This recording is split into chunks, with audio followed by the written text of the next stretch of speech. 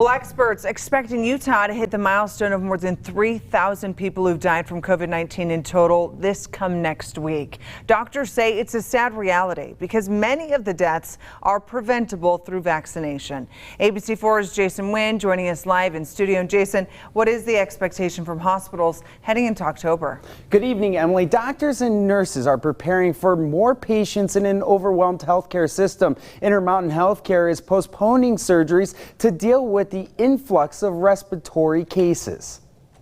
Utah is hitting devastating COVID-19 milestones. More than 500,000 Utahns got the coronavirus since the beginning of the pandemic, and we are 131 people away from hitting 3,000 deaths according to state data. More than 90% of the patients with COVID in the ICU are unvaccinated. Intermountain Healthcare infectious disease doctor Brandon Webb says this is a stat medical professionals wish not to repeat. This could be a viral winter, the likes of which we haven't seen before, because of the presence of SARS-CoV-2 and RSV and influenza.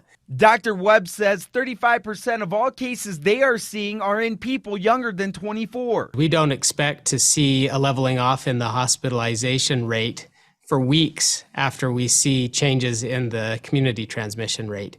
And that's what our numbers are projecting right now, is that our hospitalizations will remain stable and overwhelming through October. Plus, there's another tool available, the CDC and FDA approving Pfizer booster shots. Davis County Health Department tells ABC4 News they'll begin issuing the shots on Monday. And those over 12 will need proof of full vaccination or a negative test within 72 hours of an event or a Jazz game at Vivint Smart Home Arena. Utah's state epidemiologist applauds the move. It's really a good idea to do something like this testing and vaccination approach, because it really protects their fans. It protects everybody in the audience. And that's really important to keep this under control. And I think it's a great practice.